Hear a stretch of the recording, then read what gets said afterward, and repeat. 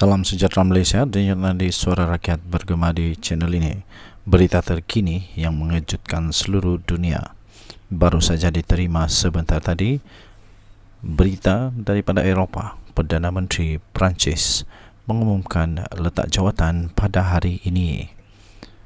Berita penuh daripada bharian.com.my. Ankara. Perdana Menteri Perancis Gabriel Attal mengumumkan beliau akan mengemukakan peletakan jawatannya kepada Presiden iaitu Emmanuel Macron pada hari ini susulan daripada keputusan pusingan kedua pengundian bagi pilihan raya Parlimen pada semalam. Attal berkata tiada kumpulan ekstrim yang merujuk kepada parti berhaluan paling kanan iaitu National Rally atau RN dan Pakatan Berhaluan Kiri iaitu New Popular Front MFP yang berjaya meraih majoriti mutlak untuk membentuk kerajaan yang akan datang. Pada malam ini iaitu malam tadi katanya formasi politik yang saya wakili dalam kempen kali ini tidak berjaya mendapat majoriti. Saya akan mengemukakan peletakan jawatan saya kepada Presiden pagi esok, iaitu pada hari ini katanya, seperti yang dipetik oleh agensi Anadolu AA semalam. Menurut unjuran terkini, berdasarkan anggaran syarikat peninjau IFOP, NFP dijangka akan memenangi di antara 180 sehingga 205 kerusi dalam Dewan Nasional atau Dewan Rakyat di Parlimen. Pakatan Berhaluan Tengah Together for Republic yang disokong oleh Macron pula diunjurkan menyusul di kedudukan kedua dengan diramal akan menguasai di antara 164 sehingga 174 kerusi. Manakala RN pula pimpinan Marine Le Pen pula dijangka akan meraih di antara 130 hingga 145 kerusi. Dewan Nasional mempunyai sejumlah 577 kerusi dan tiada dalam kalangan ketiga-tiga blok politik utama itu diunjurkan memperoleh majoriti mutlak yang membabitkan 289 kerusi. Keputusan pusingan pertama pengundian pada 30 Jun lalu telah menyaksikan seramai 76 calon memenangi pemilihan tanpa perlu untuk melalui pusingan kedua pengundian. Dalam pusingan pertama pengundian itu, RN mendapat 29.26% undi iaitu 37 kerusi dan kadar itu meningkat kepada 33% apabila digabungkan dengan kerusi yang dimenangi oleh sekutunya. NFP pula meraih 28.06% undi iaitu 32 kerusi, manakala Pakatan Berhaluan Tengah berada di kedudukan ketiga dengan 20.04% undi iaitu 2 kerusi. Sebelum ini Macron membubarkan Parlimen Perancis dan mengadakan pilihan raya iaitu lebih awal selepas RN telah menguasai lebih daripada 3.1% undi pada pilihan raya Parlimen Eropah 9 Jun lalu menewaskan blok Berhaluan Tengah dukungan beliau. Sumber berita daripada bernama Andalo. Untuk mendapatkan berita lengkap sila layari bharian.com.my. Dengar nadi Suara Rakyat bergema di channel ini. Jangan lupa untuk tekan butang subscribe, like dan share. Malaysia kita punya, cintai Malaysiaku, kita jaga kita. Kita jumpa lagi, bye-bye.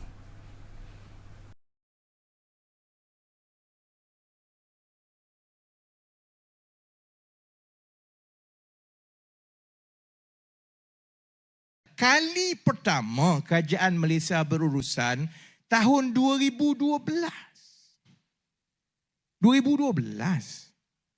Kemudian kali saya ingat yang pernah yang ada rekod duduk mempelawa BlackRock untuk masuk melabur dan menguruskan harta rakyat Malaysia ni, cuba teka siapa dia. Tahun bila? Bukan Muhyiddin? Siapa? Siapa yang sebenarnya ada mesyuarat mempelawa pelaburan daripada BlackRock ke Malaysia ni? Siapa dia? Mahathir. Bila? November 2018. Tak percaya, pergi ke Facebook Mahathir. Pergi tengok, boleh Google Tun Mahathir BlackRock. Keluar gambar dia di London November 2018 membentangkan potensi pelaburan di Malaysia kepada pengurus-pengurus aset dan dana dunia. Salah satunya ialah BlackRock. Bukan Anwar Ibrahim saudara-saudari. Anwar Ibrahim masa tu duduk tengah lalala lagi baru keluar penjara. November 2018. Pada masa siapa yang wang KWSP diberikan kepada BlackRock untuk diuruskan? Zaman bila? Zaman Muhyiddin. Jadi benda ni sebenarnya benda yang berlaku zaman dia pun. Itu yang saya kata, zaman dia tak ada masalah, fatwanya lain. Zaman orang lain, fatwanya lain. Dia sama macam Tuan Ibrahim Tuan Man. Bila saya tanya, masa kamu jadi Menteri Air, apa kamu buat? Kenapa kamu tak boleh buat macam kami buat sekarang? Meyakinkan kerajaan persekutuan bahawa untuk menyelesaikan secara menyeluruh masalah air di utara, perlukan pelaburan kerajaan persekutuan sebanyak 4 bilion. Kamu kan baik dengan Muhyiddin masa tu. Kenapa kamu tak boleh buat? Dia ada fatwa baru terus. Fatwa dia, Rafizi ni kena pergi sekolah. Aku pergi sekolah lagi tinggi daripada dia lah. Dia kata, Rafizi ni tak faham. Tanggungjawab air ni ialah tanggungjawab negeri, bukan tanggungjawab persekutuan. Dia kena baca perlembagaan persekutuan. Macam mana masa saya jadi Menteri Air, saya nak campur tangan dengan soal air, kerana air ni ialah tanggungjawab negeri. Tengok tak kluk-klek fatwa dia. Orang Kelantan Terengganu kata kluk-klek. Masa air di Kelantan, dia kata ini tanggungjawab persekutuan. Kerajaan Kelantan ni kita tak ada duit. Sebenarnya kerajaan persekutuan menghukum kita tak bagi duit. Sebab itu air di Kelantan sama macam Starbucks. Zaman fatwa bila di Kelantan. Bila mari di Penang, itu sebenarnya tanggungjawab kerajaan negeri. Tengok kluk-klek dia lah. Sebab dia tak boleh jawab. Baik.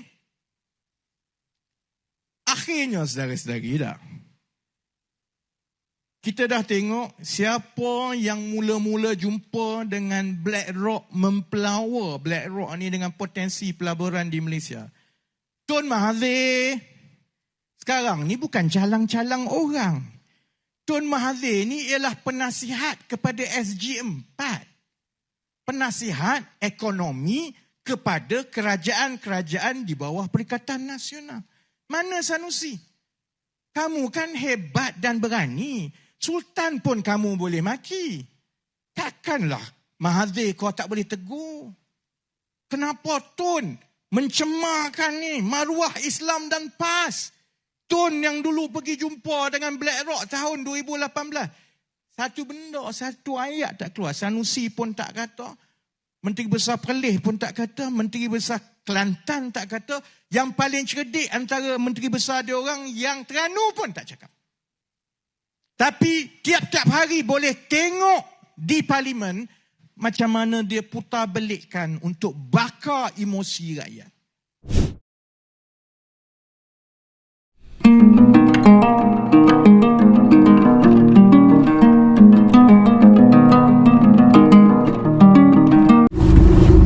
Salam sejahtera Malaysia, denyut nadi suara rakyat bergema di channel ini. Saya teringat dengan menantu Muhyiddin. Sebab bukan main sekarang Muhyiddin, bukan main di dalam dia punya ceramah, bukan main dia cuba untuk ajar macam mana mentadbir negara. Dia cuba ajar macam mana jadi Perdana Menteri yang bagus. Dia cuba ajar macam mana untuk jadi Perdana Menteri yang bagus. Dia cuba ajar macam mana untuk membantu rakyat. Tapi yang saya hairan, hebat-hebat cakap Muhyiddin, hebat-hebat cakap Muhyiddin itu Tapi dia tidak pun dapat tangkap di mana menantu dia. Dia tidak pun dapat pastikan di mana menantu dia. Yang saya kesian tau, yang saya pikir nih. Sebab saya pun suami, saya ada istri kan. Jadi saya pun pikir, apa perasaan istri menantu Muhyiddin nih? Ditinggalkan begitu saja, lari daripada Malaysia, tidak mau balik Malaysia. Muhyiddin tidak kesian nggak kepada anak dia yang ditinggalkan oleh suami? Muhyiddin tidak risau kah? Jadi kenapa Muhyiddin boleh ajar macam mana untuk mentadbir negara, kalau dia sendiri pun tidak berjaya untuk dapatkan menantu dia? Macam mana dia mau urus negara kalau keluarga sendiri pun tidak dapat diurus? Begitulah orang-orang cakap, begitulah kawan-kawan cakap. Dan saya pun fikir begitu juga. Pendapat saja, itu pendapat. Macam mana Muhyiddin mau urus Malaysia kalau keluarga dia pun dia tidak dapat urus? Kalau dia tidak boleh pujuk pun apa itu menantu dia? Macam mana dia mau pujuk investor, pelabur-pelabur daripada luar negara untuk melabur di negara Malaysia, untuk datang ke Malaysia, kalau menantu dia pun dia tidak dapat pujuk? Macam mana dia mau buktikan dia Perdana Menteri bagus kalau menantu dia pun dia tidak dapat pujuk? Semua dia tidak tahulah. Susah juga Muhyiddin nih, semua dia tidak tahu. Contoh lagi yang dia tidak tahu, Tok Pa lah. Tok Pa keluar dari Bersatu, dia tidak tahu. Dia tidak tahu. Jadi apa yang Muhyiddin tahu sebenarnya? Apa yang Muhyiddin tahu? Kalau memang betul menantu dia itu makan duit, rasuah, sakau, terlibat dengan rasuah, salah guna kuasa atau apa-apalah, pembaharan wang haram kah, apakah kenapa Muhyiddin tidak tahu? Dia tidak dapat hidup. Yang ada menantu dia tengah buat salah, kalau ada salah lah. Jadi kalau orang rapat dengan dia pun dia tidak tahu, apalagi orang yang tidak rapat dengan dia. Silap-silap.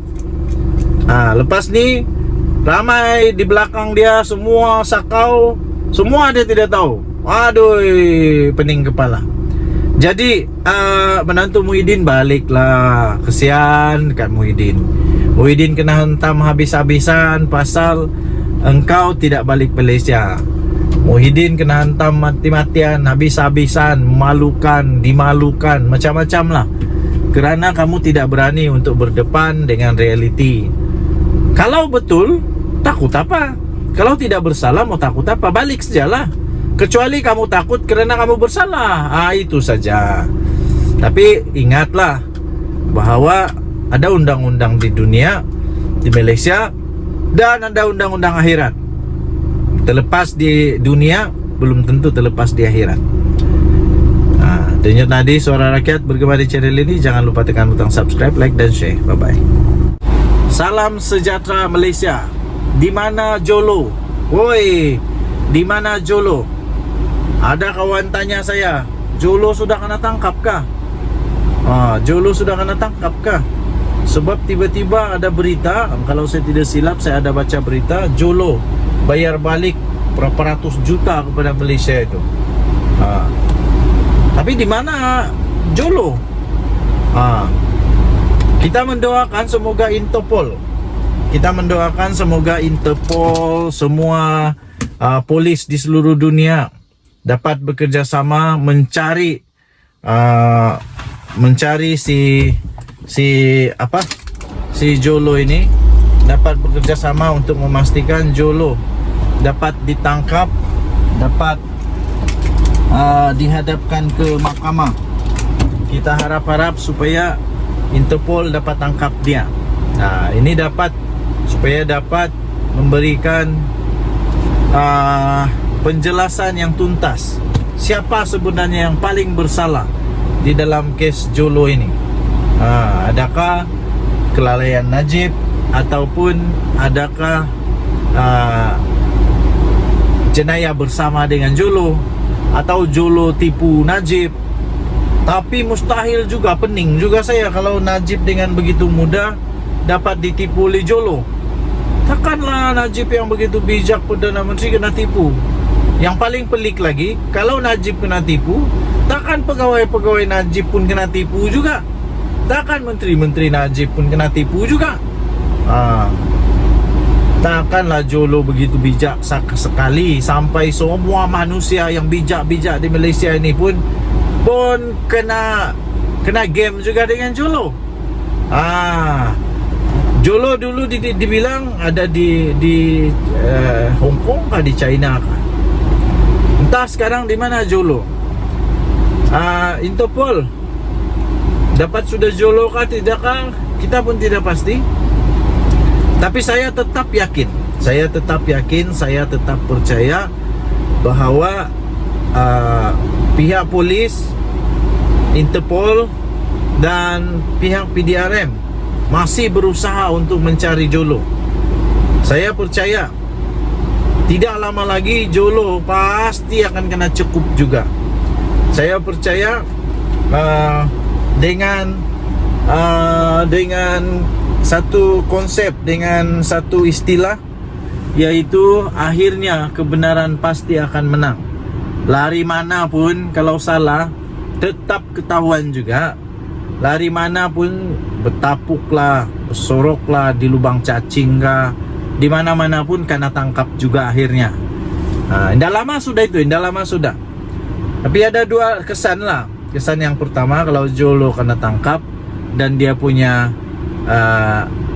statement itu boleh menyebabkan Najib Razak kalah, itu memang satu perkara yang menakutkan lah untuk Najib Razak. Tapi pada masa yang sama, kemungkinan besar boleh membantu Najib Razak untuk menang kes. Jadi ada dua kes dia lah. Mungkin ada dua ketakutan lah untuk Najib Razak. Dua perkara, bukan dua ketakutan. Dua perkara untuk Najib. Satu menakutkan, satu lagi menggembirakan. Satu menakutkan, satu lagi menggembirakan. Jadi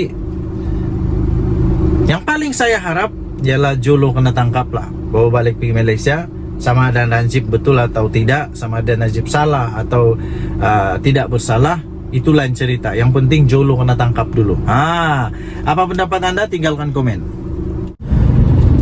Salam sejahtera Malaysia. Denyut nadi suara rakyat bergema di channel ini. Adakah ini tanda? Adakah ini signal? Adakah ini satu petanda buruk bagi kerajaan perpaduan, kerajaan Madani? Adakah Zahid Hamidi, Tok Matasan dan geng-geng yang lain dalam UMNO bersedia untuk menarik sokongan daripada Datuk Seri Anwar Ibrahim? Adakah UMNO memang sudah ready untuk membatalkan kerjasama dengan PKR-PH ini, DAP dan Amanah? Ini berikutan kekalahan Najib Razak di mahkamah apabila hakim menolak permohonan rayuan untuk semakan kehakiman. Pada saya senang saja, sama ada UMNO keluar atau tidak dari kerajaan. Kerajaan ini tak ada apa-apa pun terjadi. Paling-paling pun hilang apa nama ni, majoriti 2/3 itu saja. Kerana kalaupun UMNO keluar, tapi majoriti muda yang ada pada Datuk Seri Anwar Ibrahim tetap ada.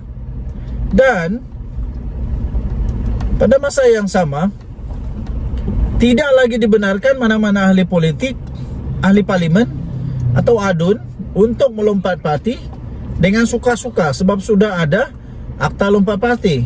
Kecuali satu parti itu buat keputusan untuk boikot, untuk gulingkan Datuk Seri Anwar Ibrahim, okeylah. Tapi adakah Sabah dan Sarawak sedia untuk bekerjasama dengan PAS dan bersatu? Saya pikir itu adalah satu keputusan yang hampir mustahil. Apalagi Sarawak memang sudah menyatakan, sudah mereka pernah nyatakan dorang punya keputusan, betul-betul keputusan dorang bahawa diorang tidak mau bekerjasama ataupun tidak mau kalau PAS bekerjasama dengan mana-mana parti di Sarawak ataupun menjadi sebahagian daripada kerajaan yang ditakbir oleh PAS. Tidak. Itu dulu, kan. Jadi tuan-tuan dan puan-puan yang dihormati sekalian, nampak gayanya UMNO sekarang di tengah jalan yang banjir. Jadi mereka berada di divider yang tinggi sikit. Ayak dah tinggi ayak dah sampai hidung. Dah sampai hidung, nak lemah dah. Mau lemas sudah, tapi dah juga lemas lah. Jadi orang bilang hidup segan, mati tak mau. Tapi nasib baik UMNO dalam kerajaan sekarang. Saya fikir UMNO perlu membuat keputusan yang penting, iaitu terus berada bersama dengan kerajaan. Sebab kalau dia keluar daripada kerajaan, dia mau bersama dengan siapa? Mungkin dia boleh bersama dengan PAS, tapi mau lagi kah dia orang kena game-game mulai PAS? Yang paling penting, maukah Zahid Hamidi bekerja sama dengan Muhyiddin Yassin? Maukah Zahid Hamidi bekerja sama dengan Muhyiddin Yassin? Pada masa yang sama bekerja sama pula dengan Atuk Mahathir. Aduh, kita akanlah kena game kali kedua lagi, atau kali ketiga lagi, atau kali keempat lagi. Ingat dulu siapa game siapa. Saya fikir Muhyiddin tidak akan bersedia untuk bersama dengan Zahid Hamidi kerana dia pernah kena game oleh geng-geng Zahid. Ingatkah lagi waktu Zahid Hamidi, waktu Muhyiddin Yassin terpaksa bubarkan parlimen, terpaksa letak jawatan, terpaksa dia letak jawatan sebab dia kehilangan majoriti yang disebabkan oleh MP UMNO lah. Lepas itu Ismail Sabri Yaakob jadi Perdana Menteri. Geng-geng yang sama juga yang minta supaya dibubar parlimen. Bubar parlimen dengan cukup yakin, overconfident, kalah teruk pula UMNO. Inilah yang terjadi dengan UMNO. Jadi saya fikir kalau UMNO keluar dari kerajaan, mereka sebenarnya sedang menggali lubang untuk memasukkan otak di dalam itu. Jadi kalau mau survive terus, saya fikir mereka perlu bersama dengan Datuk Seri Anwar. Tapi kalau UMNO betul-betul keluar, bagus juga sebenarnya. Kalau UMNO betul-betul keluar, bagus juga. Tidak adalah yang perlu ditanggung oleh Datuk Seri Anwar Ibrahim, yang dipakai oleh ahli pembangkang untuk kenakan senjata, untuk kenakan Datuk Seri Anwar Ibrahim. Denyut nadi suara rakyat bergema di channel ini. Jangan lupa tekan butang subscribe, like dan share. Malaysia kita punya, cinta Malaysia ku, kita jaga kita. Kita jumpa lagi, bye bye. Salam sejahtera Malaysia. Denyut nadi suara rakyat bergema di channel ini. Indahnya pantai ini, berada di pantai Malibu sekarang. Bercuti-cuti di Malibu lah sangat. Di Hawaii lah sangat. Okey, kita berada di pantai yang cantik, indah. Okey. So, apa cerita dengan PRK Sungai Bakap? Okey, tapi sebelum PRK Sungai Bakap, saya nak cerita tentang apa yang terjadi di dalam PAS sekarang ini, dalam Bersatu sekarang ini. Nampaknya memang agak kucar-kacir Bersatu dan PAS sekarang ini. Apa tidak kucar-kacirnya? Sebab untuk menang di pilihan raya di Sungai Bakap dan Nenggiri pula, kita mau cakap sekarang ini di Nenggiri. Dengar-dengar Bersatu sudah serah 2 nama, tapi PAS mau bertanding di sana. Ini kalilah kita akan tengok siapa yang menang, siapa yang kalah. Ini kalilah kita mau tengok betulkah dorang ini geng kuat, geng keras, ataupun macam pantai-pantai pasir di pantai ini. sekali-sekali ombak bertiup pula, sekali ombak menghempas, sekali itu jugalah dia berubah. Sekali semuanya berubah, semuanya makin hancur. Cantik kan? Saya berada di di Malibu. Di Hawaii. Cantik kan tempat nih? Datanglah ramai-ramai ke sini. Kalau banyak duit boleh datang pergi sini juga. Kalau tidak duit pun boleh datang sini juga. Percuma pantai dia cantik-cantik ini. Oke. Jadi memang masalah besar sekarang dalam bersatu, dan memang bingung lah. Tapi pada masa yang sama juga PKR, PHDAP pun DAP dan Amanah UMNO pun bingung juga sekarang nih. Macam mana dorang tidak bingung? Sebab semua pun memang kalau boleh mau calonkan, dorang pun calon sendiri kan. Jadi ditambah pula sekarang ini Najib Razak kalah di mahkamah, memang bingung lagi lah. Okey, tetapi yang seronoknya ialah kali ini kita boleh tengok betul lah. Kita boleh tengok betul, kita boleh buat betul-betul penilaian kehebatan. Tapi yang dah seronok nih, yang dah seronok juga ialah sampai PM Anwar Ibrahim sampai dia bidas permainan politik kotor, politik kebencian yang dimainkan oleh pembangkang, yang dimainkan oleh Perikatan Nasional. Ini yang tidak syok nih. Ini yang kurang seronok nih. Oke, jadi apa pendapat anda? Anda boleh tinggalkan komen. Denyut Nadi Suara Rakyat bergema di channel ini. Jangan lupa tekan butang subscribe, like dan share. Malaysia kita punya, cinta Malaysia aku, kita jaga kita. Bye. Salam sejahtera Malaysia. Denyut Nadi Suara Rakyat bergema di channel ini. Saya minta maaf, ramai orang kata kenapa buat ulasan di kereta. Sebab saya ada masa di kereta aja. Saya ini orang sibuk tau, lebih sibuk dari Perdana Menteri. Okey, jadi apa cerita petang ni? Cerita petang ni, Datuk Seri Najib Tun Razak confirm sah di penjara lah. Memang dia habiskan masa-masa dia di penjara lah. Tak ada lah, tiada sudah peluang. Mungkin sudah punah, hancur segala harapan untuk dia dapat tahanan rumah. Kerana mahkamah telah menolak. Mahkamah telah menolak permohonan semakan kehakiman untuk rayuan supaya dapat Najib Razak tahanan di rumah. Tapi nampaknya telah ditolak oleh mahkamah. Minta maaf lah Encik, minta maaf lah Encik, puan, nenek, aki, uncle, aunty, minta maaf. Najib kalah di mahkamah kali ini, kalah teruk. Jadi memang sah. Rosmah Mansur menangis lagi. Pasti Rosmah Mansur rindu sudah dengan Najib Razak. Mesti dia sudah rindu betul dengan Najib Razak. Mesti dia betul-betul sudah mau lama sudah peluk-peluk suami dia. Yalah kan Rosmah Mansur ini isteri yang sweet wife. Dia kan sweet wife. Sabah International Convention Center. Kita boleh ke jalan-jalan sini nih. Jadi nampaknya Najib Razak tidak ada lagi peluang untuk dipenjara di rumah. Okey. Jadi dia kalah di mahkamah. Ini satu.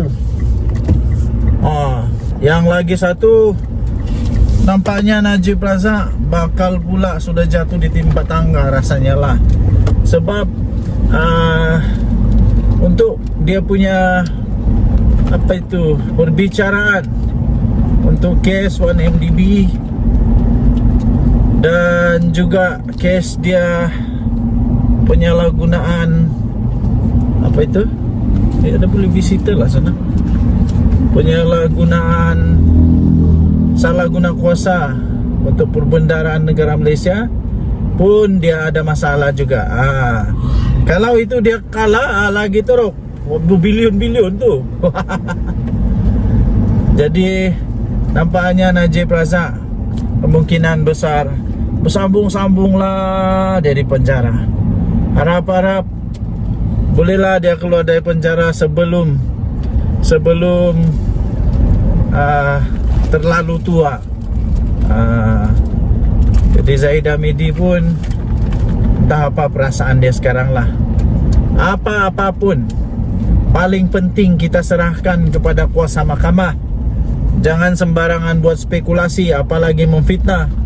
Ini mahkamah bagi keputusan, Anwar pula bersalah.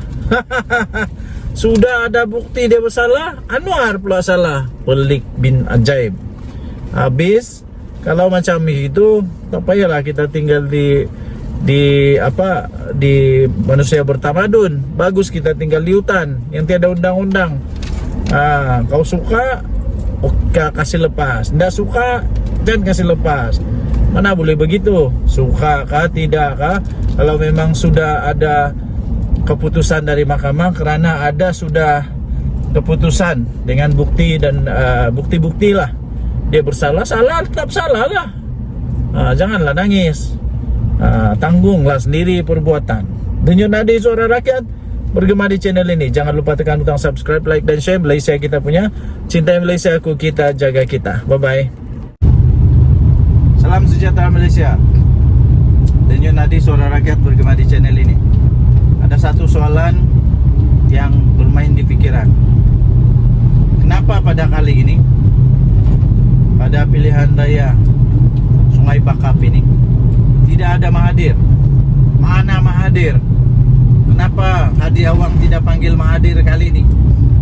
Adakah Hadi Awang bersatu PAS sudah sedar bahawa Mahathir tidak guna sudah? Tidak guna sudah, tua sudah, tidak ada pun apa-apa fungsi dia lagi. Malah tidak sudah pun jadi apa? Berharga. Tidak guna lah. Malah mungkin boleh menyebabkan kekalahan. Mungkin begitu. Jadi mana Mahathir sekarang?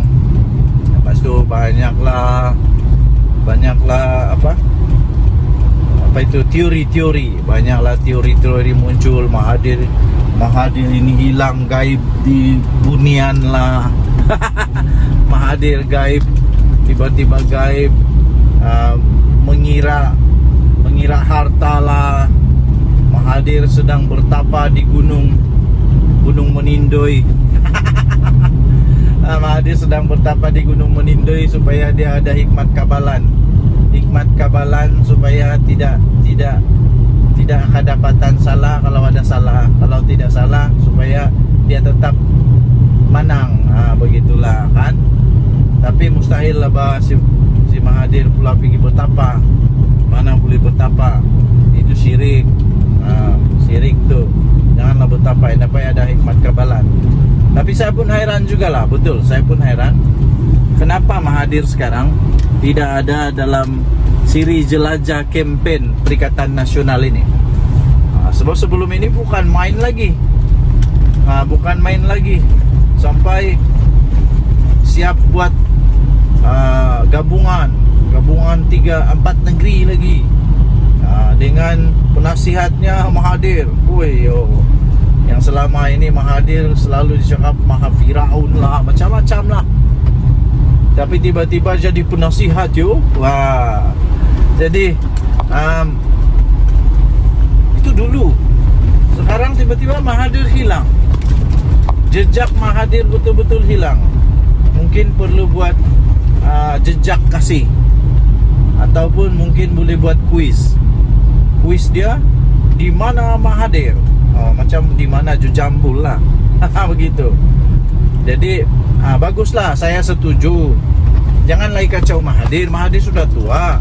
Apalagi mau dikacau-kacau. Mahathir patut bersama dengan anak cucu dia. Bukan anak dia pun sudah tua lah. Patut bersama dengan cucu cicit dia. Patut di masjid kah, di surau kah, beramal jariah. Patut begitu, bukan lagi pergi politik. Yang Hadi Awang dengan Muhyiddin dengan Perikatan Nasional mau kacau Mahathir lagi, ajak bawa sini, bawa jalan sini, bawa jalan sana untuk berkempen lagi. Kenapa? Janganlah, kesian dia tahu. Kesian Mahathir sudah tua. Jadi lebih baiklah Mahathir diam-diam saja mengenangkan nasib dia yang pada sudah tua ni, seolah-olah tidak lagi dipakai, tiada guna sudah. Dan yang dulu kawan sudah jadi musuh, yang musuh dulu tiba-tiba jadi kawan. Macam terdesak begitulah kan, macamlah. Jadi boleh tinggalkan komen anda, apa pendapat anda, di mana Jo Jambul? Di mana Mahathir sekarang? Kita jumpa lagi. Bye bye.